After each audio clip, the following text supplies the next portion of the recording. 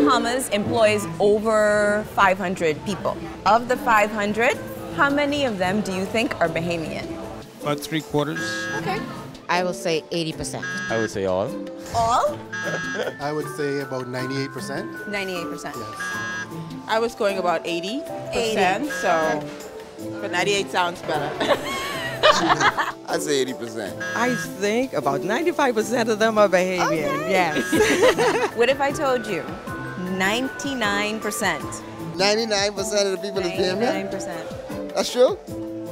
Excellent. Yeah? So Cable Bahamas is entirely for the Bahamian people. That is correct. Cable Bahamas is widely represented by Bahamians. Well, now you know.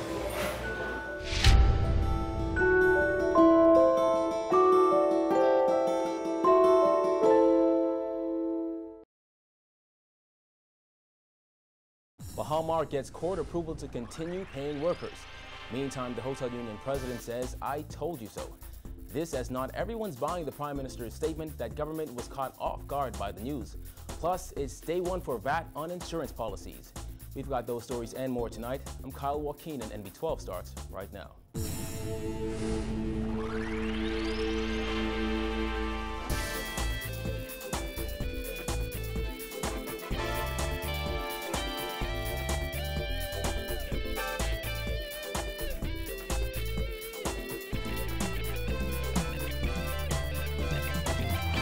Topping news tonight, in what may turn out to be some good news coming out of the Baha Mar bankruptcy, a Delaware court today approved the continued payment of salaries and benefits from the company's cash reserves and contingency bankruptcy budget.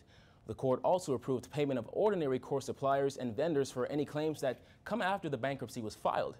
Meantime, the president of the hotel union wants to know who's looking out for the future of the 2,000 or so workers now left in the lurch after being sent home from the resort. Paige McCartney reports.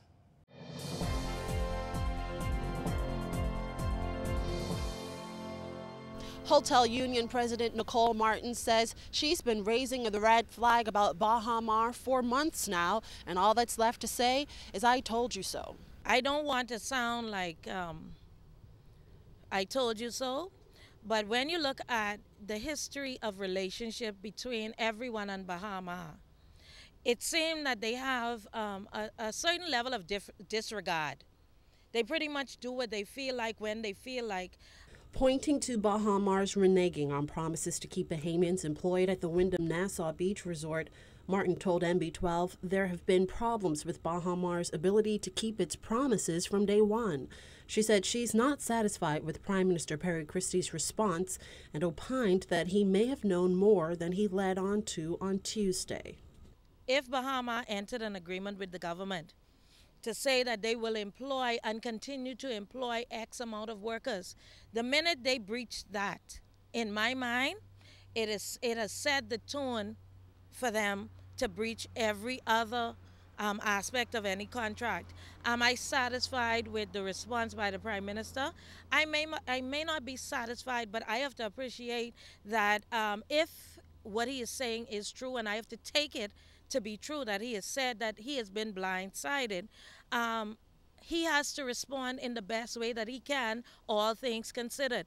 Baha Mar's 2,000 employees were sent home on Monday and told not to return to work for an indefinite period of time. A letter from Baha Mar President Sarkis Merlian ensured workers that they would be paid for the next 3 weeks. However, Martin questioned the company's ability to live up to that promise as well.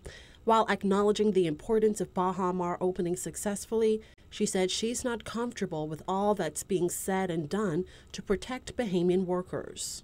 I'm concerned that even when everything is said and done and the doors are open, I'm concerned that there is little to no protection for workers.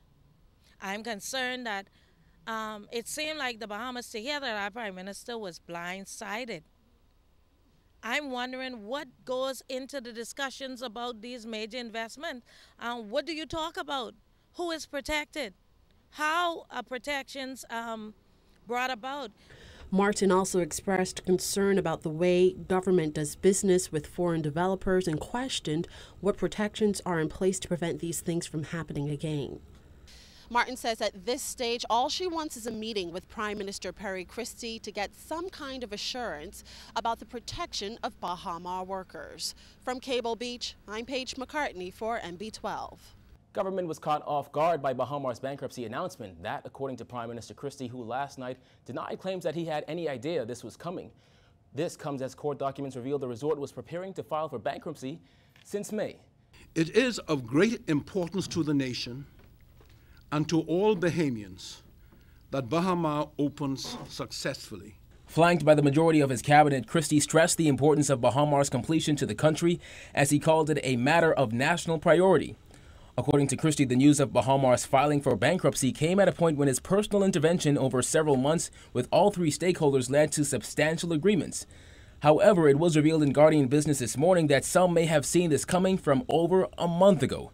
In documents filed in the Supreme Court in support of the bankruptcy application, Baha Mar President Thomas Dunlap reported that since the beginning of April 2015, without the ability to generate revenue from the completed project, the debtors have been operating in a severe liquidity crunch. Moreover, China Export-Import Bank has refused to advance the remaining $112 million or so available under the $2.5 billion loan without certain attainable conditions.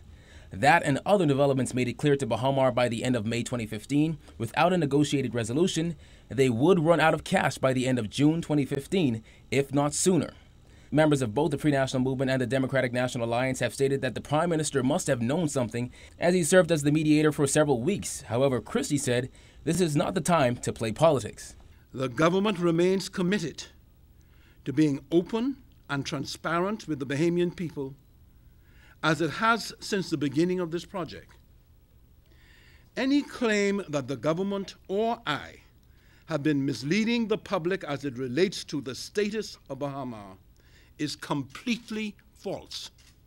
Dunlap swore before U.S. bankruptcy court in Delaware that without the $80 million debtor-in-possession financing facility arranged by developer Sarkis Merlion, $30 million of which will be used in the next 30 days, and access to the $9.3 million cash collateral left on hand, operations at the resort would come to an immediate halt with no clear path forward.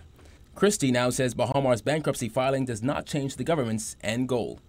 Negotiations must continue to progress immediately to ensure the successful opening as soon as possible. As previously stated, the government will not take sides, but rather continue to support all stakeholders in coming to a resolution. Well, also weighing in is former Deputy Prime Minister Brent Simonette, who helped shepherd in the Baha Mar deal. Dana Smith has his take on this one.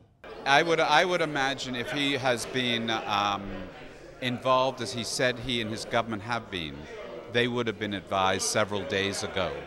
When I read the comment that it's now in Mr. Ismailian's court in the newspaper the other day, that didn't sit right with me, because it either had to be, I would imagine, or I would have hoped, a full disclosure by all sides that this is what's going to come. So I would find it very hard, and Mr. Christie would have to come out on national TV and press and say, I did not know. And short of doing that, he knew, or should have known, as by reason of being Prime Minister. Simonette spoke to NB12 yesterday morning prior to the Prime Minister's press conference. Simonette explained, given Christie's involvement as a mediator, he should have been advised about it. He said today he finds it highly irregular that the developer did not have the courtesy to inform government of what they were about to do, and it either means Baha Mar has no respect for Christie or they don't think he can keep a secret. Simonette said, it doesn't sit right with me. He dubbed Baha Mar's move well orchestrated. Apparently the Baha Mar have filed in the English court, High Court, a claim against China State Construction. So this shows that the Baha Mar move was well orchestrated.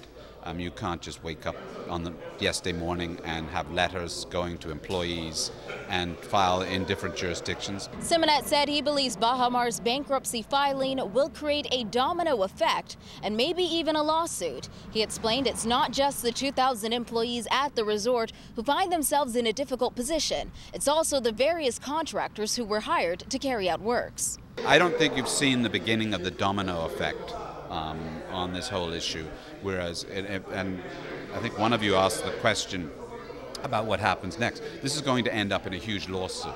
The former deputy prime minister explained it's the Bahamian contractors who were hired to work on the site who could file claims because they were left out of pocket by the abrupt halt in work at the Baha Mar site. Another contributor to this domino effect, employees who have mortgages, car payments, and children in school. Simonet said that's a big concern and raised questions about their future, explaining employees could have went out and bought a house or a car as a result of the strength of the project and could be left with bank payments if things don't work out in their favor. Reporting for NB12, I'm Dana Smith.